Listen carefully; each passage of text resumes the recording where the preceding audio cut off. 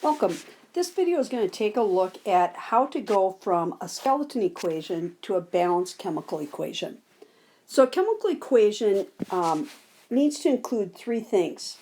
It has to show the identities of the products and reactants. In other words, you have to have the correct formula or symbol for each product and reactant involved. It has to indicate the relative amount of each. So just like when you make a recipe, you don't use the same amount of each ingredient when you're baking cookies. You might use 3 cups of flour and only 1 cup of sugar or 1 teaspoon of salt. Same thing is true with chemical equations. And so then it must be balanced. So as I say, in like a recipe, it gives you the ingredients you need, and it also gives you the amount of each ingredient.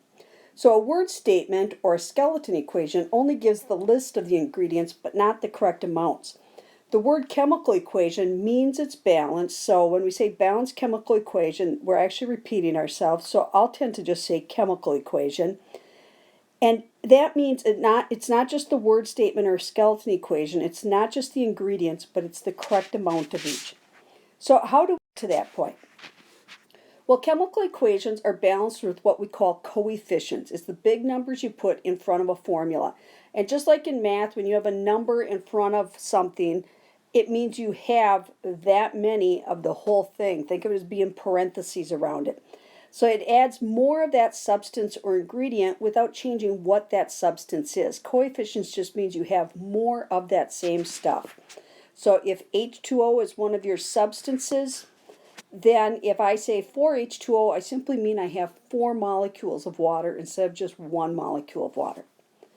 So steps that I use for balancing chemical equations are, first of all, you have to write the correct skeleton equation. You have to have the right list of ingredients. So you have to use your 4 rules, decide is it a metal element, a non-metal element, a covalent compound, or an ionic compound, and get the correct formula for each. Then I like to use what's called a rap sheet or an atom inventory. And then you guess and check with the coefficients, and I use the acronym MINO to help me know what order to try balancing things in. And then I double check my atom inventory one last time to be sure I have everything balanced. So before we try an example here, just want to remind you of the difference between a subscript and a coefficient. So a subscript is this 2 down here. In H2O, it's used after an element to show how many of that atom are bonded within the molecule. Okay, so that's the ingredient. The subscripts tell you what it is. Coefficients, that's the number out front. It's used before a molecule or an atom, and it shows the total number of that molecule or atom that are going to be used for the reaction. So H2O, if I had a visual in my head, H2O is 1 oxygen chemically bonded to the 2 hydrogen. But 2H2O is simply telling me that I have 2 of these water molecules. They're in no way connected to each other. I simply have 2 of them. So the way I remember it is skeleton equations use subscripts, whereas chemical equations you use coefficients. So you're either using the subscripts to write a skeleton equation, or you're using the coefficients to go ahead and balance your chemical equation. So again, the steps I use is to write your skeleton. You use the subscripts for this step. So down below with my example, I've got hydrogen iodide. So hydrogen's just a +1 and iodide's a -1. So even though technically hydrogen's a non-metal, we have to double check the oxidation numbers because hydrogen's the one non-metal that has that positive oxidation number. So this is going to be Hi. It decomposes, so that's my arrow, to form hydrogen gas and iodine gas. Well, that's pretty easy because those are each diatomic atoms. Now I've given myself a really easy one here because my rap sheet now, to show you what a rap sheet looks like, let me just scroll this up. What I like to do is I like to draw a little table with RAP, where R stands for my reactants, the number of each, and this is the products. and then A is the atom or the actual element. So I've only got two elements in this equation. I've got hydrogen and iodine. And on the reactant side, I have one hydrogen and one iodine, but on the product side, I have two hydrogen and two iodine. So to balance this, I have to add some coefficients, and I'm guessing most of you have it balanced by now, but just bear with me. So I use minnow to guide me in what I'm going to balance first. What should I try and balance? The hydrogen, the iodine. Usually it's a little more complicated than this. But the idea with minnow is that you balance metals first if you have any. Then you balance ions, and usually those are going to be polyatomic ions. Then you balance any nonmetals. And then finally end with oxygen or hydrogen. And if you have both oxygen or hydrogen, it's up to you which you do first. So in this case, I don't have a metal, I don't have a polyatomic ion, but I do have a nonmetal, both hydrogen and iodine. So if I put a 2 here, that's going to make hydrogen 2, it's also going to make iodine 2, and now my equation is balanced. So on this one it says balance the following skeleton equation. And if you're feeling confident, go ahead and pause here and set up your rap sheet and see what you can do on this. Otherwise, we can do this together. In this case, I have 3 atoms, 3 elements appearing in my equation.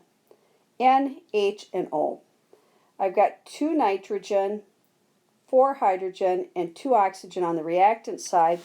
On the product side, I have 1 nitrogen, I have 2 hydrogen, and I have oxygen in 2 places, so I have a total of 3 oxygen. So if I follow Minnow says I should balance metals first. There aren't any. Then polyatomic ions. There aren't any. And then nonmetals. So saving oxygen and hydrogen for last, I'm going to go ahead and balance the nitrogen. I have 2 on the reactant side, only 1 on the product side. So if I put a 2 here, that balances my nitrogen.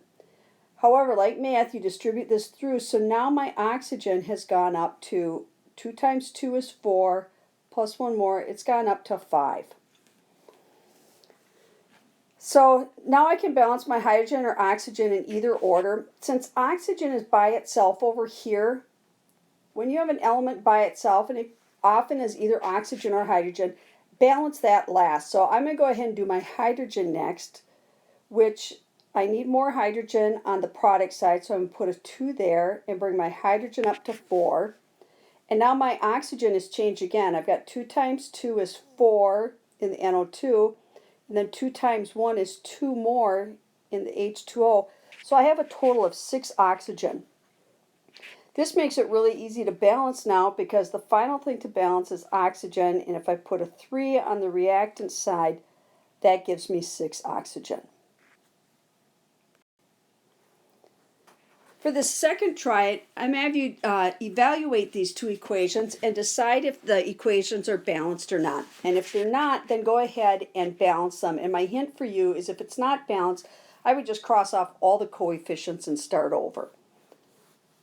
So if you want to pause and try this, that would be great. Otherwise, I'm going to go ahead and set up my rap sheet here and take a look at the first one. So again, I have just 3 elements, aluminum, hydrogen, and chlorine. I've got 2, 6, and 6.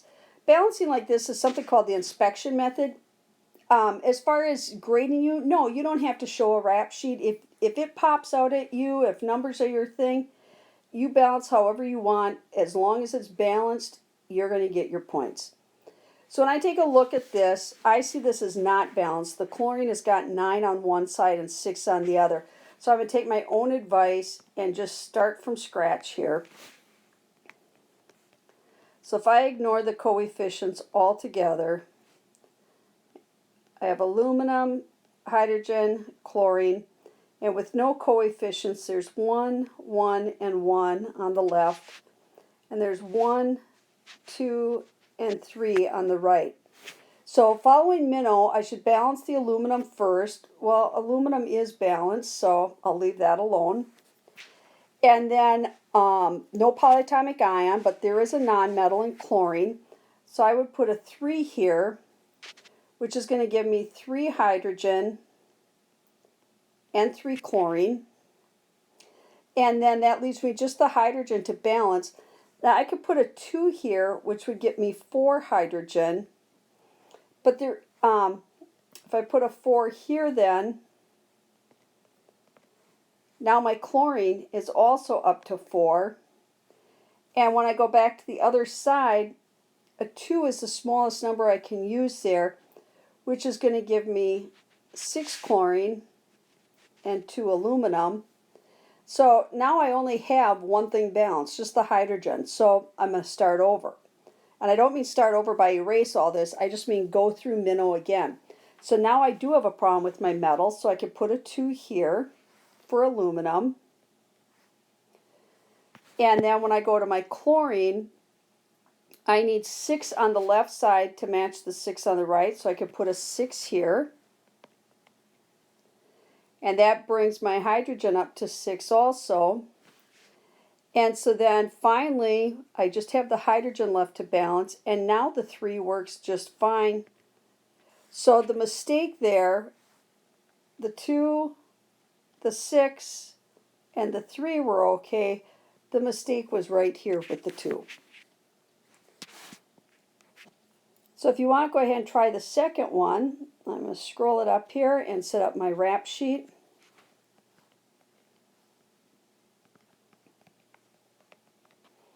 So now I have barium, chlorine, and oxygen. I just have one barium.